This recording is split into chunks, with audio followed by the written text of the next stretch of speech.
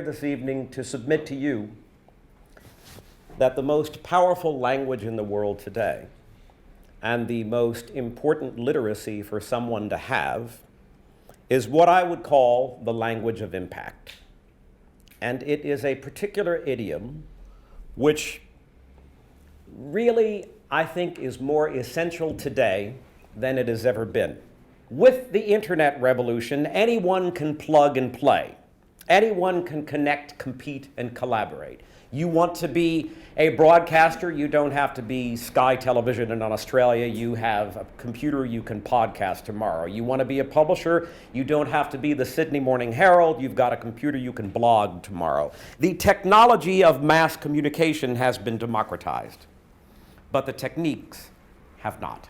I could share with you some of those media secrets that I think are infinitely applicable to communicating a selling proposition, whether you want to go into the media or not. For myself, to be quite blunt about it, to generate one more media hook for people has long since ceased to be an erotic experience. The world that we live in is loud and crowded. The question is, how do you get heard? I'm a digger for divine deposits. What did I have to do to get to the heart of you and your message? Quickly. And what would you have to do to get to the heart of yourselves and the heart of your message, your selling proposition, your product, your service, your creed, your cause, your concept, your candidate, your whatever? I am never bored by asking that question. I just find people fascinating. I've never met you. I don't know anything about you. Let's put you on the air and see what happens. Anybody got a stopwatch? Yeah. What's the name of your book? How to climb Mount Everest in sandals. How very Australian. There she is, in sandals, dangling from Mount Everest, clinging to an extended icicle, ready to fall 21,000 feet to her death. No worries, mate. It was more that I was under-resourced to do it. How to climb Mount Everest in sandals, did you say? Yes. Ready? Yes. Want to pretend you're on KABC Talk Radio Los Angeles? Let's do it. What's your last name? Reese. Reese? Rhiannon Reese? Mm-hmm. Rhiannon Reese is with us here on AM 790 KABC Talk Radio Los Angeles. How are you, Joel?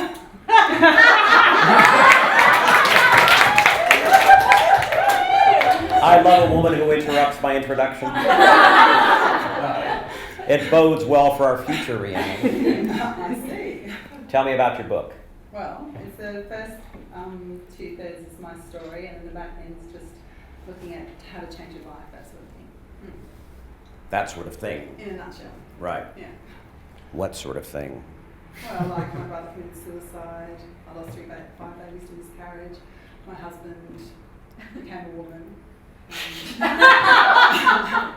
became homeless 2.5 years ago. You became what? I was living in a tent 2.5 years ago, going to the food bank for food with my 4-year-old son. So I wrote the story on that. When your husband became a woman. Well, that's how it started, the last part of it. Yeah. If She has just had a full sex change in my life. Just 2 weeks ago. She went back? What? No. No, she's just... She's now. Yes! Okay, my boss, yeah. Yeah, so she is now a woman. Like Previously he. Yeah, previously he. Right. When he was married to you. Correct. Right. So, did you get divorced somewhere in We've there? got 250 million people listening now. No. 1,000. No, we haven't, no, we're not divorced, but we've been separated for 6 years. You're still not divorced? No, she won't sign the papers, but I'll put it out. Must have been hard living in a tent. Well, it's not easy, is it? No, it was like I lost everything. I felt there was nothing inside. I was dead inside, and I had a 4-year-old to look after. What turned you around? That my mum got ill, and I had to figure out a way to come back to Australia to look after her. Oh, where were you when all this Canada. happened? Canada. That'll do that to me.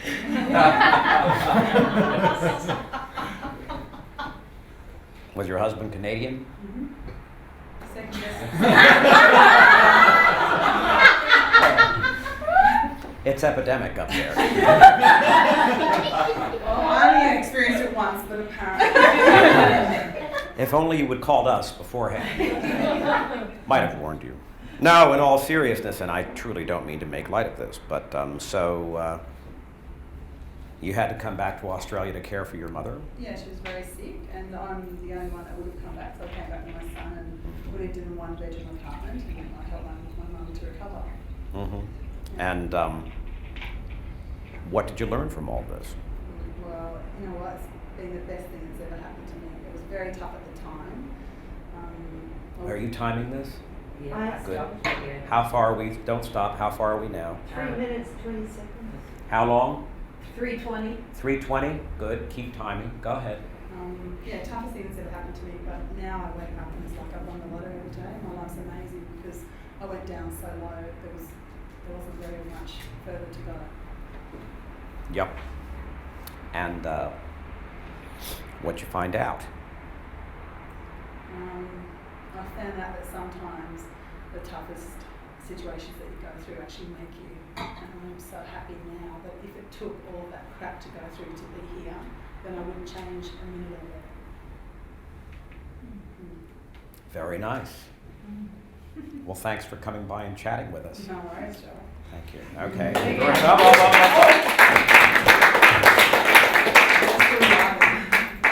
Okay.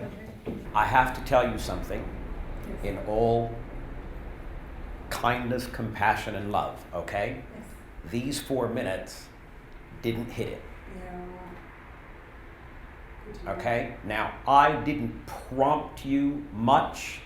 You may have noticed I kept the conversation going, but I could have probed in a more skilled way, but I basically let you stand or sit on your own, Yeah. okay? I can get you where you need to go, but first we need to develop a consciousness about what didn't happen here, because you cannot solve a problem if you don't know what it is. In the entire world, there are 2 kinds of problems. Simplistic, right? 2 kinds of problems in the entire world. Ready? Problems you have and problems you don't. That's it. There are problems you have and problems you don't. Your job as communicators is to either address the problem I have or to get me to have the problem you address. I'll repeat that. Your job as communicators is either to address the problem I have or to get me to have the problem you address. You are in the problem distribution business. All progress depends on discontent. The great media people distribute problems. Look at every commercial, look at every promo, look at 60 Minutes Australia, which I was watching the other night, and look at the beginning of the broadcast where they do those quick promos that let you know what's coming on in the 3 segments, right? And they distribute problems. Apart from a compelling story, because not many of us have lost everything we've had, been married to someone who opted for a sex change, lived in a tent, presumably on some form of what we would call welfare, and had to go flying back to care for a gravely ill mother. All these conditions, when you line them up in one ledger, put you in a rather limited demographic. Okay? That's good. That's good. A compelling story without a doubt. But in 4 minutes of talking with you, what did they get from you that they can take away? Nothing. Precisely.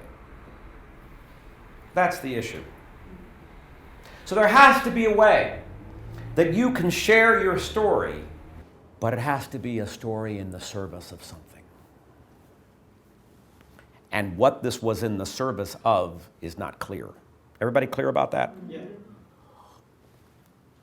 Now, I hesitate to tell you this because, we've got 45 minutes left, 40 minutes left. I don't want to appear to be insensitive, but at the same time, I have an obligation.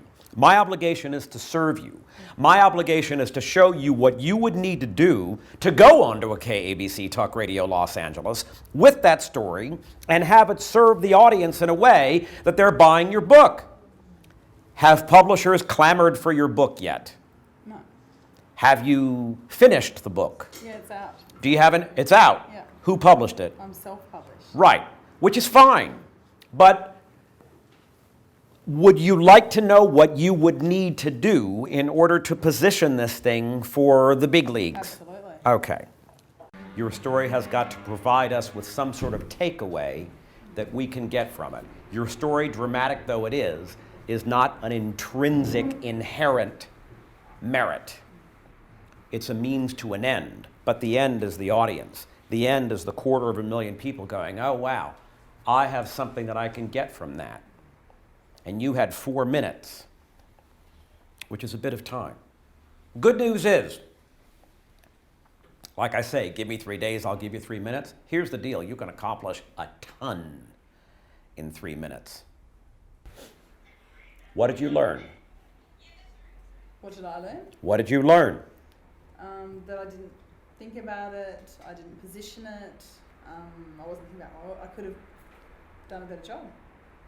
I could have What used did, it what, in what, no, service. What did you learn from the experience you went sorry, through? right. Right, yeah. We're just getting sorry. warmed up. Okay. What did you learn from your season in purgatory? I learned that I can do anything. Great. How does that help them? They can do anything too. Really? Yeah. Okay. Now, let me ask you something. Do you think the idea that they can do anything is something that they've heard before, or is it radically new to them? It's not new. It's not new. No. Now, novelty is not the only measure of an idea, but I come from America. We get everything 10 years before you do. Sorry, it was a joke. Sort of. So, great. You learned that you can do anything. And if you stand up and say to them, good eye, folks, you can do anything. They all have orgasms on the spot, right? Maybe not. Maybe not. What's your next best shot? That they can overcome any obstacle in their life. Have you never heard that before? You see, look, everything you're saying has been said by Tony Robbins and every other self-help guru trotting him or herself around on seminar stages all over the world. They can do anything. What was the second thing? You can overcome any obstacle. They can overcome any obstacle. They can do anything. They can overcome any obstacle. Great. Do they not know that? How many of you did not know you could do anything? Raise your hand. How many of you had never heard that you could overcome any obstacle? Great. You see our challenge? Yes. You're telling them something that they have heard already. So we've got two choices. A, tell them something they haven't heard, or B, tell them something they have heard in a way that's fresh and unique. Failing that, it's not just that it won't be a great interview, it is rather that you won't get the interview. Yeah. Everybody with me? Mm-hmm. Look, you're going to forgive me for being candid, right? No, this is why I'm here. Hello. This Okay. is exactly why I sat in this chair. Okay. It's the same in Australia. They're looking for something new. What was that? New. Now, How would you put a new what did she stamp say? on that? Very good. I'm telling you. That was excellent. If I weren't married, you and I would have a future. To quote John Travolta, you're the one that I want. And Olivia Newton-John. You're going to be very busy. You get it? Well, how would you put a new slant on that? Well, you tell me. But let me tell you something. Let's just kind of be with this for a moment. Does everybody get, look, I am allowed at your event to speak at a spiritual level, right? Absolutely. Okay. I'm a digger for divine deposits.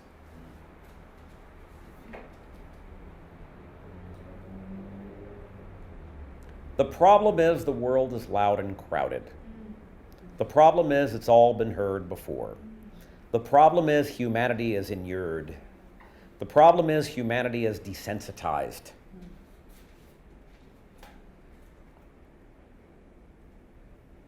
The internet has only made it worse. And it's made it free.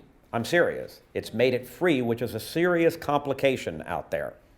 It's harder to sell stuff for money in a universe where everything is available for free. That's tough. So here we come to you, and we say, well, this ain't new. Now I want to find something that's new, or I want to find some way of saying it that's new. The sandals? The sandals. Okay, so fine. The title of your book again is? How to Climb Mount Everest in Sandals. Right. So what do the sandals mean to you? That most of the time we're under-resourced in life, but you have huge obstacles to overcome. So how do you do them with the limited resources that you have? Pause. That was the first thing she said that to my ears had any impact. That was the first time the image of her own title was paid off. The idea that sandals are limited resources against the world's biggest challenge, okay? But we didn't hear that from you before. You're teaching me. Right, good. Now, to be honest with you, that's where I was going to go. Good. And I had a bit of a dilemma. I kept sitting here for 4 minutes saying to myself, when is she going to come to her own strength? It's in her own frickin' title, for God's sake. Pay it off. But this is beautiful. You get it? Yeah. This is beautiful. This is what it feels like when you don't hit it and then you start to get close. You get it? Mm-hmm. Wonderful. Look, I believe that God created every human being with their own soul print, like a fingerprint. It can't be imitated. It can't be replicated. No two are the same. And at the risk of sounding highfalutin or airy-fairy or both, my job is to help people create a singular signature in the marketplace. My job is to de-genericize your rhetoric so that you will have impact, unique impact. Everybody with me? This is what we're after. So now let's pretend that this is a chalkboard here. Suppose we were to write some words or phrases having to do with Everest and having to do with sandals. Okay? Now remember, you can do anything you want. We've heard that one. You can overcome any obstacle. We fall asleep to that. Okay? But it doesn't mean it isn't true.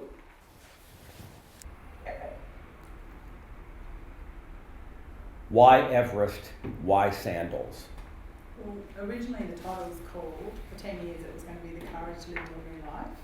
The courage to what? The Courage to Live an Ordinary Life was the title for 10 years. And then, I like the new one better. Right. You too can be ordinary. I want you, as an entire nation, to stand up and aspire to the completely unexceptional. Let's go! I think Everest on sandals is better. Me too. Okay? The courage to lead an ordinary life. I mean, I think I understand what you're saying, but Just before how to, print, and the current title is How to Climb Mount Everest in Sandals? Right. Okay. Lucky change. Which really, like I have all kinds of associations about Mount Everest in sandals, but let me hear what yours are. What do you think of when you think of Mount Everest in sandals? It's impossible. You can't do it. You're What under else? resourced. Good. What else? How can you? Like, Does anybody have can you write something down for us, please? Great. Ready? I want to give you some words. Ready? Traction.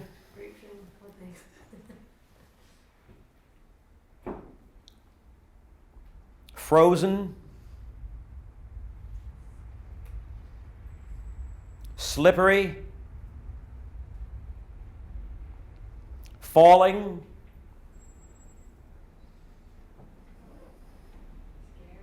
Terror.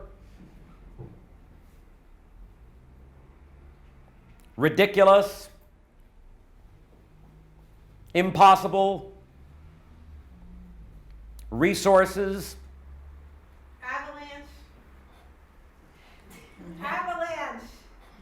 Avalanche. Euphoric. Euphoric? Is that what you said? Yep. Euphoric. Can you show people with surface, like a slippery surface, can you show people on a slippery surface how to gain traction? Yes or yes? Yes. Great guess. Can you show people that ordinarily it's their fears that create the avalanche, not the actual snow? Yes or yes? Just say yes. Yes. Good. I can tell you what's going to happen as a result of our time together this evening. And I apologize to you in advance. You know what's going to happen? What's going to happen? You're going to want to rewrite that book.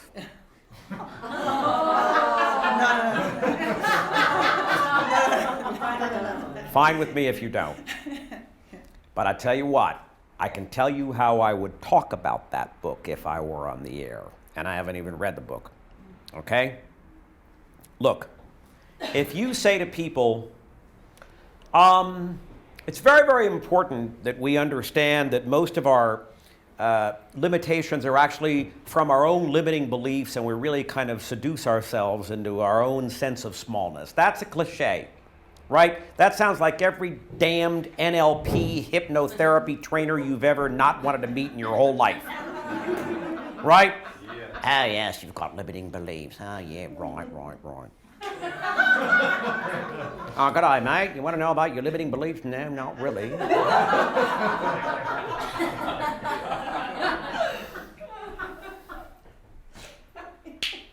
But you know what? If you say, most of us create our own avalanches, not the snow. Do you know what people are going to say to you? What do you mean by that? And I've got to tell you something. As a media strategist from the heart of the media beast in the Western world, the words, "what do you mean by that?" are the happiest words I've ever heard in my life. I'm serious. I am obsessed with beginnings. I am obsessed with getting you to utter something that takes you out of the generic, takes you out of the cliche, and arrests and commands our attention. Now you can say, well, you know, we all have these limiting beliefs, and I would like to show you ways that you can overcome your self-imposed limitations or your little, and they will just fall asleep in your lap. A nice lap, I mean, I acknowledge this. But if you can say, look, I climbed Mount Everest in sandals. I know something about not having traction. I know something about fearing that every slide could be a slip to your death. And I know what it's like when you finally get it, that you create the avalanche, not the snow.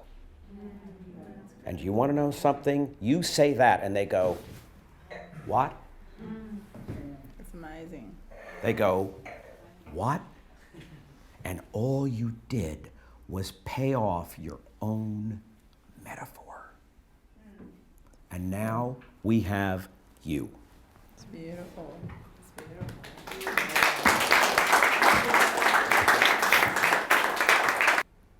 When I brought you up and I heard the title of your book, I thought, this is interesting. Undoubtedly, she will have a whole lexicon of things related to sandals, mountain climbing, Everest, all that stuff. Turns out that didn't happen. Okay, that's fine. Turns out, and again, I say this lovingly, compassionately, all that stuff. Turns out that what you said was pretty much on the order of cliches. Okay? That's the problem. So, can everybody understand that the world is loud and crowded? Yes. Can everybody understand that the challenge, therefore, is to degenericize your rhetoric so that you show up with the singular signature in the marketplace that God intended you and only you to have? Does everybody get that? Yes. That's what we're up to. So let me tell you where we look. You are sitting on a platinum mine of uniqueness, but it hadn't yet occurred to you. My job was to find that place in you, that singular idiom, that limited edition lexicon that you and only you have. And we just heard a taste of it. You'll be able to look at that tape and get a quick little bit of it. I'll leave you with this. Watch. Here's what I mean. The one pointing up means the stakes are higher than ever before. I'm giving you a characterization of today's communications environment. The stakes are higher than ever before refers to globalization, refers to the fact that with the internet, you now have not only more potential customers, but also more potential competitors than you've ever had in your life. That's the arrow pointing up. The stakes are higher than ever before. Here's the arrow pointing down. The moment is briefer than ever before. That refers to the ever-dwindling attention span of humanity, which is one of America's great exports.